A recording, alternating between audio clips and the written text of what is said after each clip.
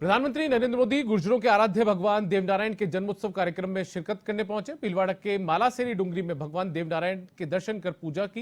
इस दौरान पीएम ने गुर्जरों से कहा कि आपका और हमारा गहरा नाता है।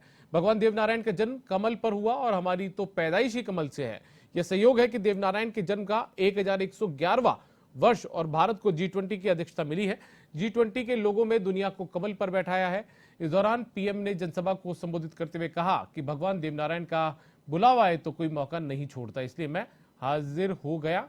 यह कोई प्रधानमंत्री यहां नहीं आया है। मैं पूरे भक्तिभाव से आप ही की तरह एक यात्री के रूप में आशीर्वाद लेने आया हूं। हालांकि उम्मीद थी कि मोदी देवनारायण मंदिर का कॉरिडोर बनाने की घोषणा कर सकते हैं, लेकिन उन्होंने कोई घोषणा नहीं की।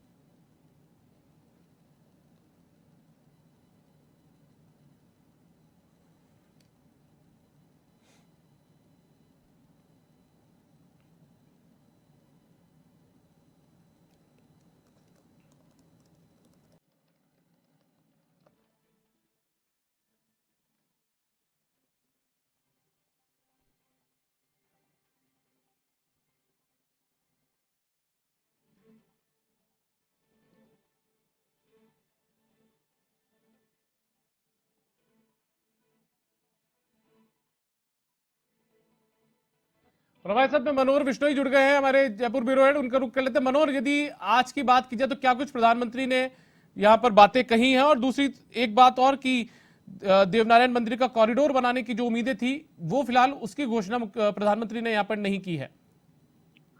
देखिए दीपक, जिस तरीके से जो गुजर समाज और पूरा प्रदेश को एक उम्मीद थी कि जिस तरीके से उज्जैन महाकाल का कॉरिडोर की घोषणा हुई और उसके बाद उनका निर्माण हुआ, वैसा ही कहीं आज घोषणा प्रधानमंत्री कर सकते थे, लेकिन घोषणा नहीं की गई। आज उस मंच से, जिस मंच से उन्होंने संबोधन किया और भगवान देवनारायण की जिस जन्म जयंती पर वो वहां पर पहुंचे थे और तमाम गुजर समाज की मौजूदगी में जो उन्होंने संबोधन किया, उसमें हालांकि कहीं ऐसा कॉरिडोर का जिक्र नहीं किया। इस बात को लेकर कांग्रेस भी अब हमलावर हो चुकी है और कांग्रेस नेता धीरज गुर्जर ने ट्वीट करके खास तौर से प्रधानमंत्री के उस भाषण को लेकर के कहा है कि जिस तरीके से गुजर समाज को एक उम्मीद थी कि उनकी मांग के अनुसार आरक्षण की मांग को 9वीं सूची में जोड़ा जाए और उस पर मुहर लगेगी, लेकिन गुजर समाज को जो है वो नहीं मिल पाई सौगात।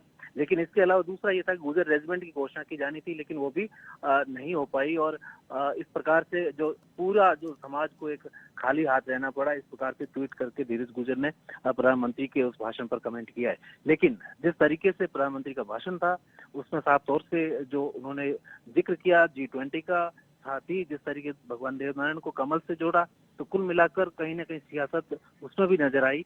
हालांकि जी मनोहर, कार्यक्रम सरकारी जरूर था। जी चलिए मनोहर, बहुत बहुत शुक्रिया इस तमाम जानकारी।